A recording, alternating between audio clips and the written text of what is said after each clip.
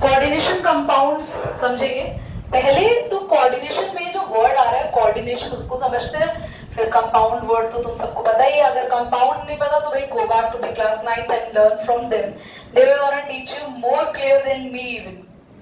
वो तो बहुत एडवांस पढ़ रहे हैं ना।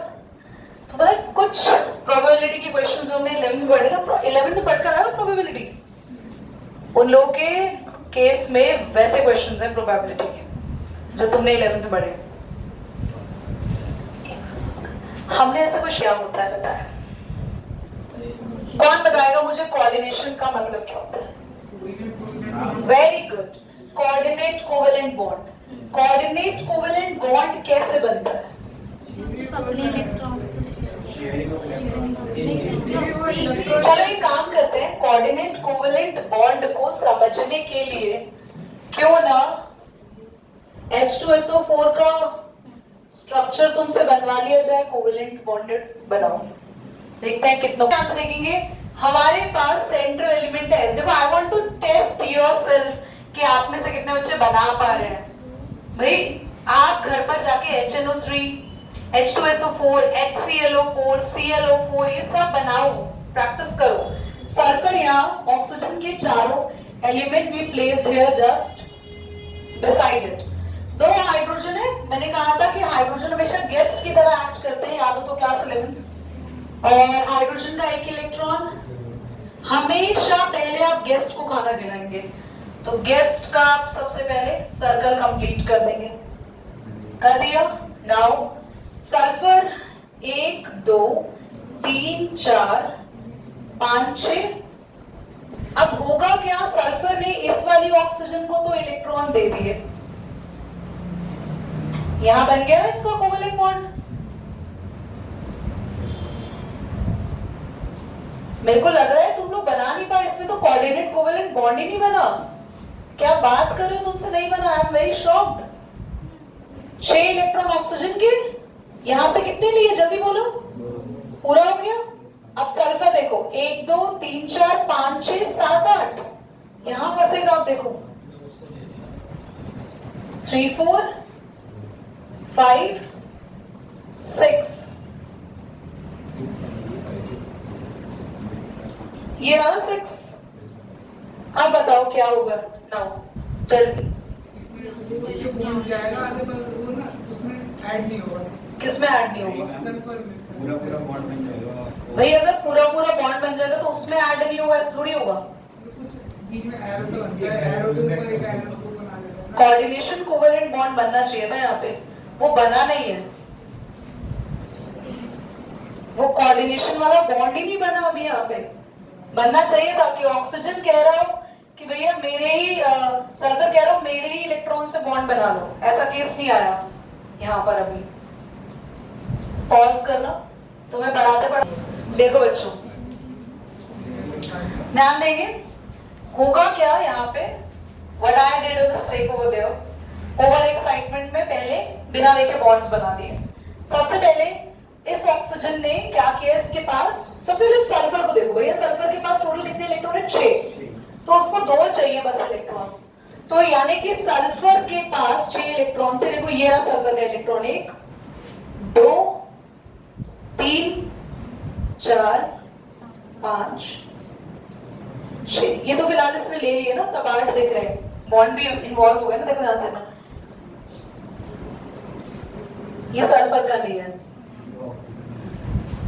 1 2 3 4 5 6 में से ना मैंने सल्फर को क्या किया, मैंने कहा सल्फर को 2 इलेक्ट्रॉन चाहिए, तो एक इस ऑक्सीजन से डलवा दिया और एक इस ऑक्सीजन से डलवा दिया इलेक्ट्रॉन। सल्फर को एक इस वाले ऑक्सीजन ने इलेक्ट्रॉन दे दिया। तो जब ऑक्सीजन ने एक इलेक्ट्रॉन शेयर किया तो सल्फर भी अपना एक इलेक्ट्रॉन उसके साथ शेयर करेगा। तो ये ऑक्सीजन कह रहा है ठीक है, मुझे एक सल्फर से मिल गया इलेक्ट्रॉन, मैं एक किससे ले लूंगा?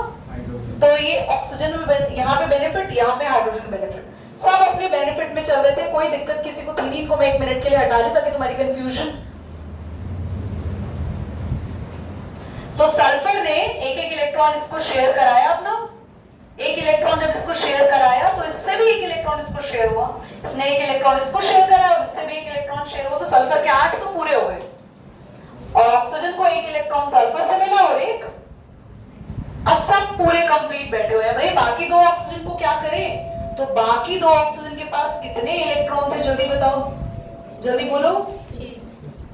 चाहिए कितने कितने इलेक्ट्रॉन? तो सर्वर कह रहा है कोई बात नहीं, तुम मुझे अपने इलेक्ट्रॉन मत दो, मैं ही अपने दोनों इलेक्ट्रॉन से तुम्हारे साथ बॉन्ड बनाऊंगा। ये दो इलेक्ट्रॉन वाला जो बॉन्ड है, ये बॉन्ड मेरे इलेक्ट्रॉन से बनेगा, पर ये दो इलेक्ट्रॉन मुझ में तो काउंट होंगे ही होंगे, तुम में भी काउंट होंगे। ऐसा क्लियर? तो यहाँ भी इन्हीं दो इलेक्ट्रॉन से बना बॉन्ड, और इसको बोलते हैं कोऑर्डिनेट कोवेलेंट बॉन्ड। इसलिए मैं बोल रही हूं, इतने कॉन्फिडेंस से H2SO3 कैसे हो सकता है? इसका मतलब H2SO4 एग्जिस्ट ही नहीं करेगा अगर हम बोले इसका स्ट्रक्चर ही नहीं बनेगा। तो मैम अगर ये मतलब ऑक्सीजन बॉन्ड बना रहा है तो इसमें एरो उल्टा नहीं होगा? ऑक्सीजन बॉन्ड थोड़ी बना रहे, सल्फर बना रहे हैं। एरो हमेशा ऐसे बनाते हैं कि जो इलेक्ट्रॉन अपने प्रोवाइड कर रहा है ना, वो एरो दिखाता है कि yes this electron is coming from sulphur. ठीक है, सबने पढ़ा 11th में, हमने इतने ही कॉम्प्लेक्स कंपाउंड्स करे 11th में, इनकी ट्यूशन रजिस्टर में है सबके। चलो ठीक है, आगे बढ़े। अब हम आते हैं, हमने ये तो पढ़ लिया कोऑर्डिनेट कोवेलेंट बॉन्ड क्या होता है। एक ऐसा बॉन्ड जिसमें एक ही इलेक्ट्रॉन के, एक ही बॉन्ड के इलेक्ट्रॉन्स इन्वॉल्व होते हैं। अब कोऑर्डिनेशन कंपाउंड वही होते हैं जिनमें कोऑर्डिनेट कोवेलेंट बॉन्ड बनता है, और कोऑर्डिनेशन कंपाउंड सारे के सारे डी ब्लॉक के एलिमेंट्स पर बेस्ड होता है। डी ब्लॉक कहां आता है? डी ब्लॉक कहां है? SPD पता है कहां होता है डी ब्लॉक? बिल्कुल बीच में। डी ब्लॉक का एक और नाम transition element. Why they are called transition element? Unpaired electron, समझ आ रहा, बहुत बढ़िया समझ आ रहा। Because of unpaired electron. Okay, और कोई? Very good. यहाँ पर मेटल से नॉन मेटल का एक ट्रांजिशन देखने को मिलता है, that's why they are called the transition element. सारे के सारे डी ब्लॉक के एलिमेंट ही ऐसे स्पेशल बॉन्ड्स क्यों बना रहे हैं, ऐसे स्पेशल कंपाउंड्स क्यों बना रहे हैं? They have vacant d orbitals and they have lot of space। तो ये एक ही बारी में बहुत सारे एलिमेंट्स के साथ क्या हो जाते हैं? कंबाइन हो जाते हैं, and they combine with so many elements together to form a complex compound which is called coordination compounds। And in the coordination compounds, d block elements are the central atom, वो बिल्कुल बीचों बीच होंगे, और उनके चारों तरफ बहुत सारे क्या होंगे? लिगेंड्स। लिगेंड्स क्या हो गया? जैसे यहाँ पर मान लो थोड़ी देर के लिए, ऐसे है नहीं, सल्फर को हम एक डी ब्लॉक का एलिमेंट माने, इतने सारे जो उसके आसपास है उनको क्या बोलेंगे? लिगेंड्स। समझ में आ रहा है? तो अब बढ़ते हैं, कोऑर्डिनेशन कंपाउंड क्या होता है, बिगनिंग क्या है, थोड़ी सी वर्नर्स कोऑर्डिनेशन थ्योरी के बारे में पढ़ेंगे। जितने बच्चों ने स्कूल में पढ़ा है, क्या आपने वर्नर्स कोऑर्डिनेशन थ्योरी पढ़ी है? बताओ क्या है?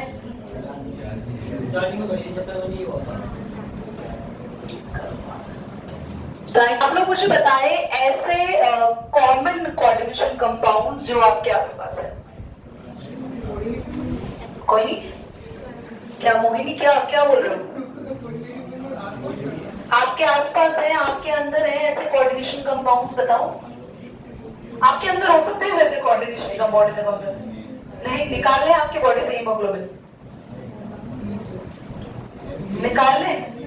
हीमोग्लोबिन एक कॉम्प्लेक्स कोऑर्डिनेशन कंपाउंड है आपकी बॉडी में। Haemoglobin is the coordination compound of iron. आरो